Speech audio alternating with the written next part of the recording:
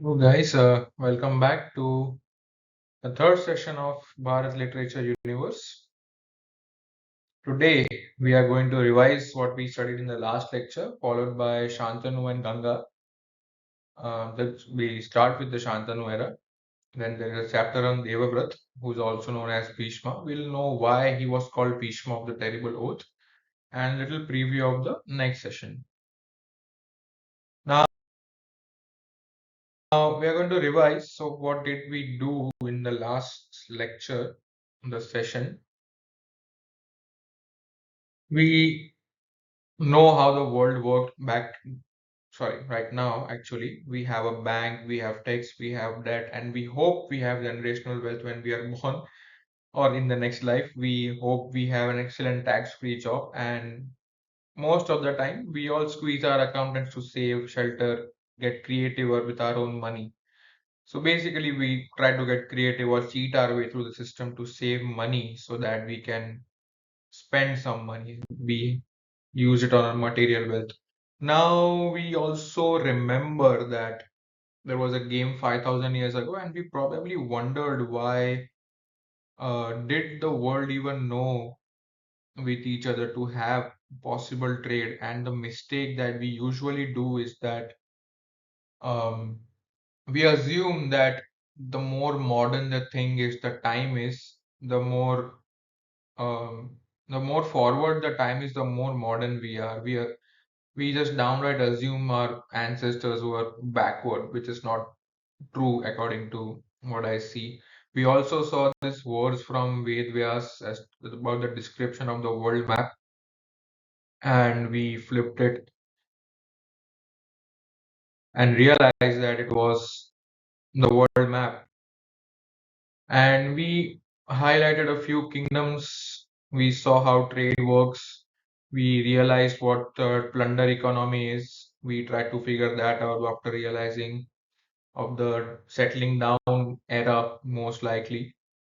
And we understood how in every kind of game, women were the one who always suffered. And Shudra women, women with no clan protection, families who were plundered and captured by enemy kingdoms. So we imagined the worst of the situation of how these women were tortured or raped, probably, or killed, or used as object of lust. We also came to the conclusion as to how Krishna probably gave a safe space to this woman because we never saw anyone representing women in this particular form. So we also conjectured that if this is how happiness seemed like back then for women, then there must be something darker outside in the world. So if there was a safe space to be given to the women nowadays. We saw Janmajay's situation as to how anger and blind rage as the start of the epic, how angry he was that a snake killed his father. And Janmajay was enraged and his intention to kill every snake. And we came to the conclusion that Mahabharat is to understand non-violence, necessary and precise violence. There was also about Maharaj Bharat's decision that how he placed an outsider to sit on the throne and how all of his nine sons were probably all unworthy, and he recognized the fact that subjects comes first for any king, and dutifully he should be making someone who is wise and strong to sit on the throne rather than anyone else like his own unworthy children. And so the important part became that subjects are greater than bloodline. We start with Shantanu's era now, that 10 generations later, is that a wise ruler became Maharaj of Hastinapur. Now he proposed a marriage with river Ganga. This is something supernatural, probably because we have never heard before that the river manifested as a woman. So that's difficult to comprehend. Now, this is the painting I found. If anyone knows the source, you can comment it down who the real painter is. I'm not sure if it is Radha Ravi Verma because I have used this painting in other parts also. But so about Shantanu as a king of Hastinapur, he is a good man, a wise player, follows dharma and he has a certain goals, a certain incentives in his mind. Is that he wants his people to be happy, he wants himself to be happy, and he wants a worthy heir also. He wants a prince. The conditions of marriage by Ganga is that no questions asked on actions done by her. This is like a dream of probably by Ganga that nobody should ask any questions to her. Now, here's the controversial part. Ganga is not part of the society physically. Because if you are having such a conditions, no one should ask. This basically means you are not connecting with the society anymore. Is that you're following, you may be following dharma, you may have certain incentives in mind, but you're not part of the society. This is like a recipe for either something ridiculously good or something disastrously bad. And bad happens. So Ganga kills her first seven children.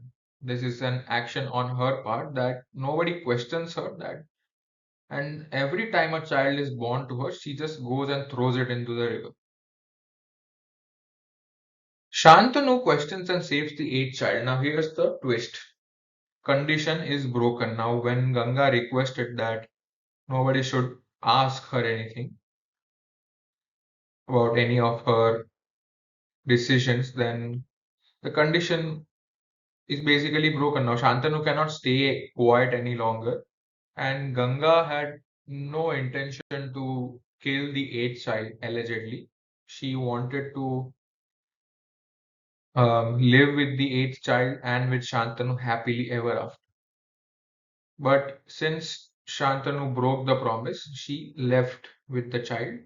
Now, this is by Raja Ravi Verma, and this is allegedly there is a story that the seven children had to be redeemed and sent back to wherever they were born. There was a curse beforehand during those time, and she promised to um, redeem everybody else, and they will redeem by she killing them herself. And the eighth child was pardoned from killing as he was supposed to be born and continue in the part of the world. Now Ganga has outright refused to be a player in the game. She has no intentions of staying, and the eighth son becomes the name Devavrat, with what we saw in the index, and is trained by Bhagwan Parshuram, and upon age given back to Shantanu. This is the fate of the son that we saw in the previous slide. Here's the fun part. Parshuram, we need to know who he is. If anyone who doesn't know in depth about Parshuram, is that during his time, he was very much a part of the society, a champion of dharma, and a fixed goal in his mind. He had incentives set. What was his incentive? He wanted to kill all the Kshatriyas present because he had experienced it firsthand when Kshatriyas misused their powers. Now, when someone misuses their powers, he decided to wipe them out. So he directed his anger in a rightful cause. Parshurama comes under a part of the Vishnu's 10 avatars. So whenever there has been a giant event, Vishnu has been there. Starting from Matsya, Kurma, Varaha, the boar, the lion, the dwarf, Parshuram, he was the sixth avatar of Vishnu. And where are we? We are all the way here after Rama. And we have Krishna here. So Parshuram was way out of his generation. So we probably say Parshuram may be. Now, the scriptures say he is immortal. That Parshuram is completely immortal. Nobody can do anything to him until the end of the time.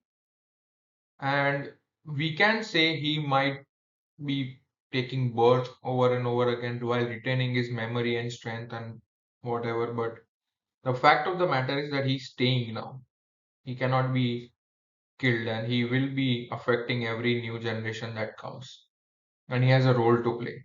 Until then, there's a change. So currently, he is not part of the society.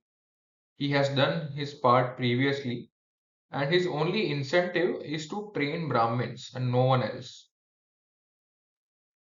Because he knows Brahmins are responsible and they have to guide people and not use weapons blindly. So Brahmins will not settle down, have a wife regularly, I mean. Few Brahmins will, but they will not live a life of kingdom or kshatriyas or warriors or have all the gold and rich and wealth and all. So his goal was to purge all the warrior clans for their misdeeds and exploiting and profiteering nature. Okay? And we know his incentive now. Currently, he is retired, and on Ganga's special request, Parshuram agrees to teach Devavrat, who is a Kshatriya by birth. Here's a change in character. Now, he broke his incentive to train only Brahmins to teach Devavrat. This is his new incentive. Now, Devavrat, this painting by B.P. Banerjee, 1923, mostly. Now, here comes a new character, Devavrat. Ganga brings Devavrat back to Shantanu. Now, he is relieved that he has a heir now. He has a prince who will take his place in the kingdom. Now, look at his powers. He returns to Hastinapur. He's trained by Parshuram. His mother is a goddess. His father is a king. And he's already said to be the only prince. There's no conflict in his hierarchy also. So he is a player in the society now. He is following dharma and he has an incentive that he has to succeed his father.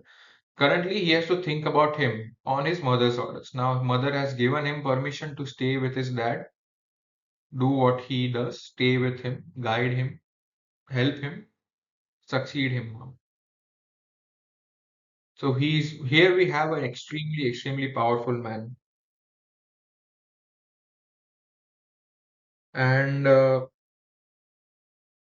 we have peace in our time for Shantanu. So we have society, which is people in general, we have economy, and we have Brahmins and Kshatriyas who are staying within the limits. This is the important part. Now, all of these three are sorted, we have peace in our time. And when we talked about plunder economy, there is something known as actions in society, which means what is the king left to do? It's not like he'll go plunder out of fun. To be a king, he has to lead military campaigns and return home successfully. And water probably becomes a no conflict zone because they know the importance of water. Now we have a map of Ganga and Yamuna with all the tributaries, so we can assume safely that every king knows once you poison a river, the entire civilization will be wiped out. Anyone who is sane enough will never touch water. Now we are conjecturing this part because there has to be extremely cruel, like mad king or something, to be poisoning rivers of water. So what is left is the land around the water.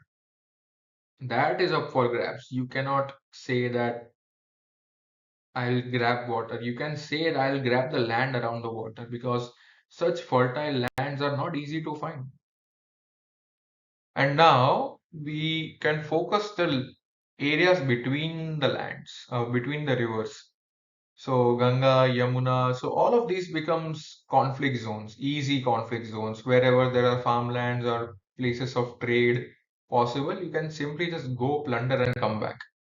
Gold also becomes important.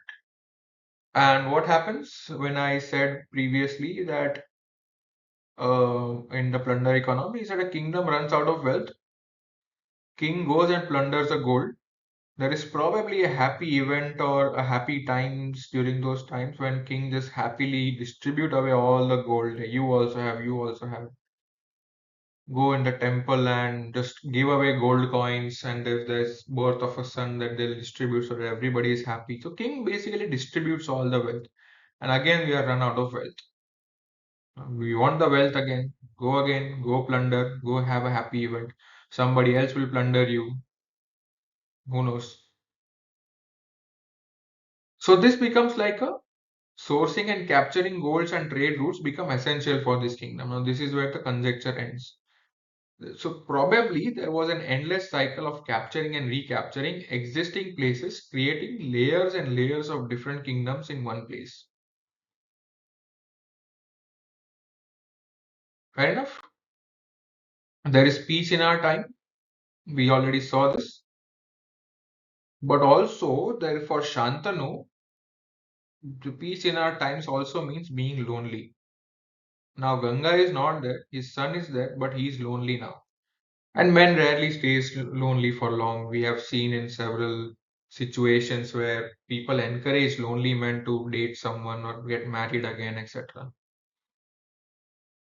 So Shantanu longed for a wife like everybody else, that where he meets Satyavati. Now we have a new character here, Satyavati, and Satyavati is the adopted daughter of a fisherman. According to Mahabharat, she smelled nice, which drew Shantanu to her on the boat ride, and she already had a son named Vyas. Now Ved Vyas is historically a position, and she was a vessel for Vyas to take birth. Now I don't know how to interpret this part because Vyasa directly took birth and went away by growing up in one day. Now I don't know how to interpret this. There is no scope of interpretation. There was some supernatural power here in Ved Vyas that the day he was born, he was able to walk, grow up, and left in the forest. A translation of Ved Vyas is that he is dark and he is born on an island. His original name becomes Krishna Dwapayan, Ved Vyas. Now Ved Vyas will come back again, and now according to this, he is a player in the society because he's the one who writes Mahabharat, visits Mahabharat during the events of Mahabharat. He follows dharma, and as Krishna says, he does not have incentive. His incentive itself is dharma. So very good sign for us. Back to the story. Satyavati's son was Vyas before she met Shantanu, and Shantanu still longed for a wife. Now we have a painting here of Raja Ravi Verma again. And what does any man who is in love does?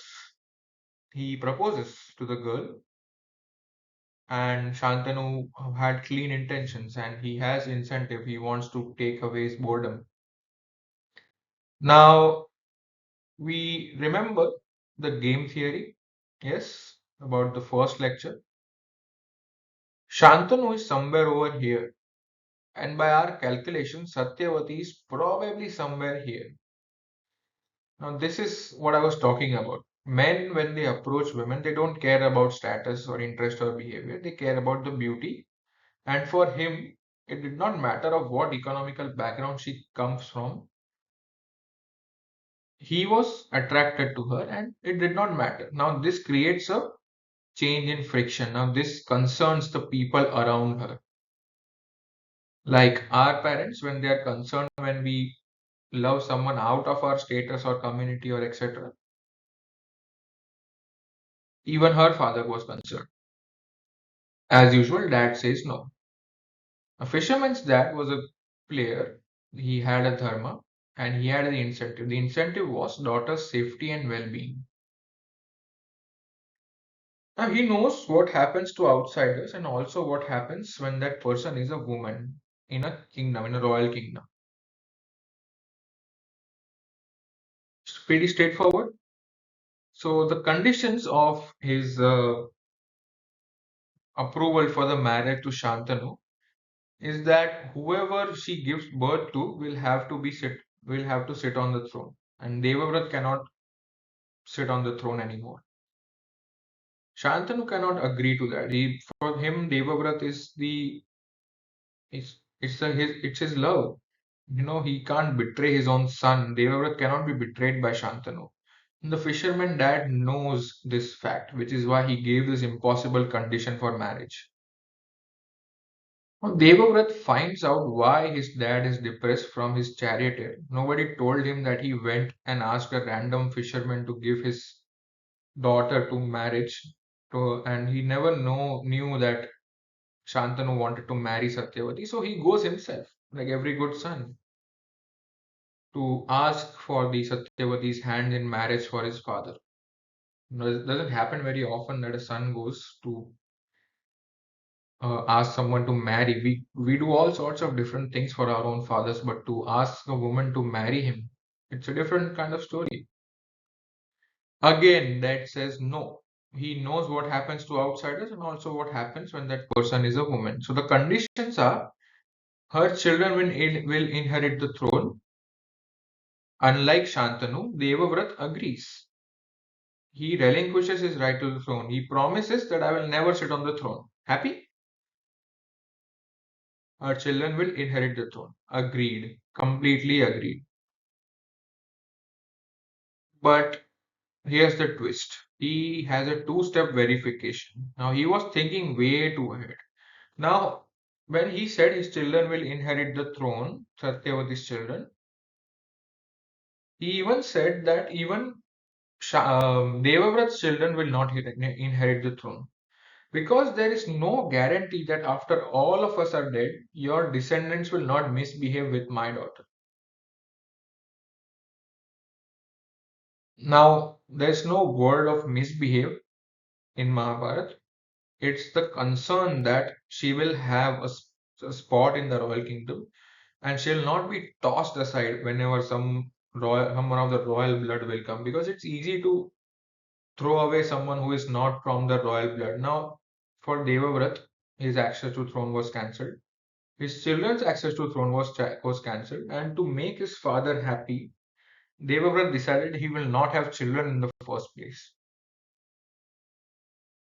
Fisherman's dad assumed that this condition will cancel the marriage altogether.